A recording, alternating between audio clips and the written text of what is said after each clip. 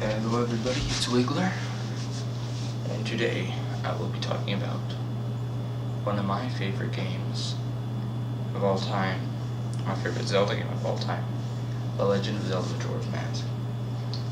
Now, if you know me, this probably won't come as a surprise to any of you. And the thing is, I love this game. I absolutely love this game. The game is based around themes of depression, darkness, doom, sadness, accepting grief and bad situations, and how to deal with these feelings, and how different people deal with situations due to their different situations. Basically the game has you, Link, that's who you're playing as, and then there's the Skull Kid. The Skull Kid has found Majora's Mask, an ancient mask of evil, which has incredible power. The Skull Kid finds the mask and is using it for unknown reasons to bring the moon down, to destroy the earth, or Termina as the world. In 3 days he'll do that. He's bringing it down slowly. The moon's coming down in 3 days. What happens is you, Link, have to save the world, have to find a way. 3 days isn't enough time, right?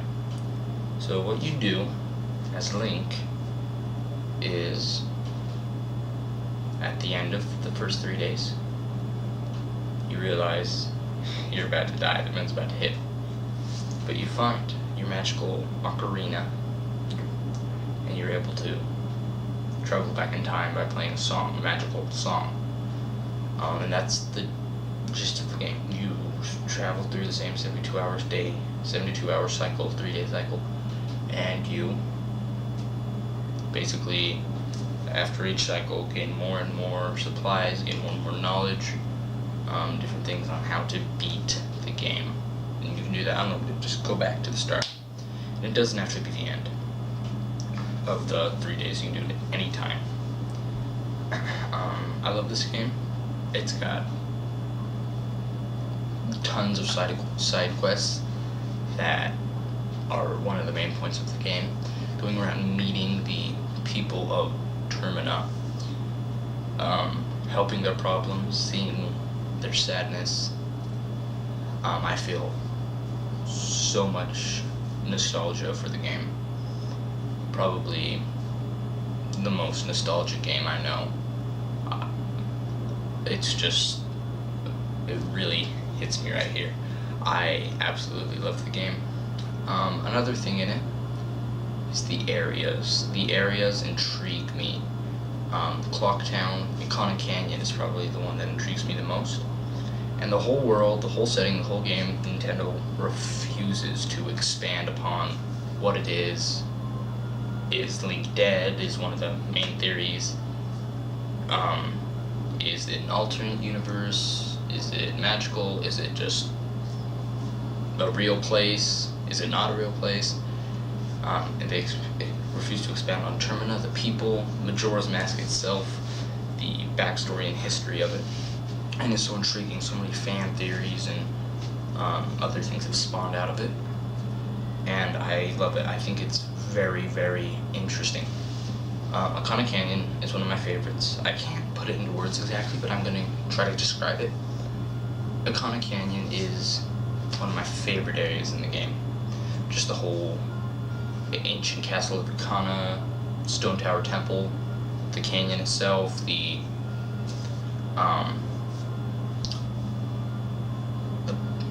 Poe sisters, I think is what they're called, that you have to fight, the ghost fighting place, the well, the ancient well. Sakon's hideout is interesting, I think. And it's got just a dark feeling, like nothing's left, it's just left to the dead, left to scavengers. And it was an ancient, big community that was powerful, and they got knocked down by the gods, most likely. In the ancient tower, in the stone tower, not the temple, the tower, You can see pillars where you can see the Triforce being locked. And I really love the area. Great Bay is depressing, kind of, because the whole game, all the areas are depressing. And Romani Ranch is one of my favorite areas. I go there, that's the place I probably feel the most nostalgia.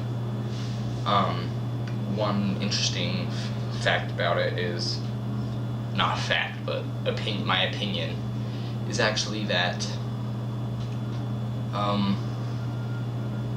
the alien side quest, that also gives it a feel of, the whole place seems safe, like a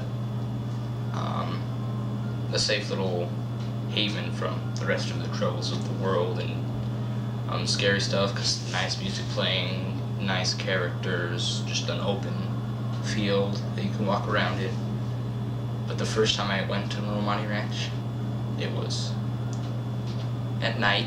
I go in, there's something, bunch of lights or scary things floating across the yard, and I said, what is going on? What the heck's going on? And it's the alien invasion coming to steal their cattle. Oh man, and I just sat there like, do I go fight them? It really actually, that scared me a lot when I wasn't that old. And what happened was, I saw Romani get abducted. I had no idea what it was, and I just walked around the ranch like, what is going on? In the next 3-day cycle, I got another powder keg, went there before the night and talked, and then I did the side quest of helping Romani not get abducted by aliens and saving the cattle. The Gorman brothers are also kind of scary because they have Gero masks, and the Gero masks are masks that you need to get into Ikana.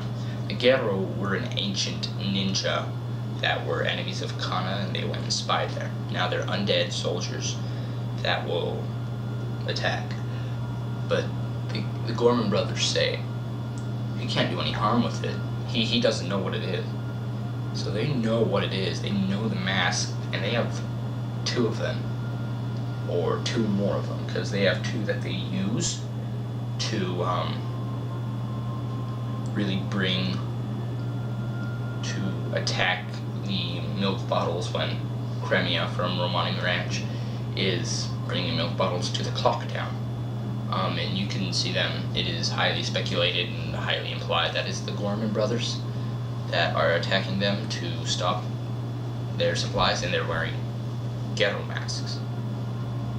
Yes. Another thing about the game is a really highly speculated theory that I love. I absolutely love it. It's the 5 stages of grief fan theory, where I believe that each of the 5 areas represent a stage of grief. The first, Clock Town. 5 main areas, I guess. The first area is Clock Town.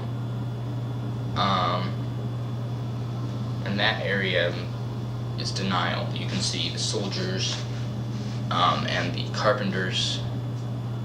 The carpenters are denying the moon's gonna fall. They're like, we can continue on with this carnival. And many residents of the town are like, we're not gonna die, we're fine, we're totally fine. The second area, Anger. The Woodfall, or the Southern Swamp. You can see the king of the Deku King. He is angry, and he believes that his daughter has been stolen by a monkey and been killed, without ever stopping to think what actually happened. So just anger. Third area, Depression, which would be Great Bay. The third area would be actually Snowhead, which would be bargaining. You can see Darmani, who's killed bargaining, saying, please, I will save my people. I will try again, and I will not fail this time if you bring me back to life with your magic. You can see some of the Gorons who are freezing to death in the snow, trying to bargain a way out of the situation. The fourth area, here's Great Bay Depression. The whole area is sorely depressed.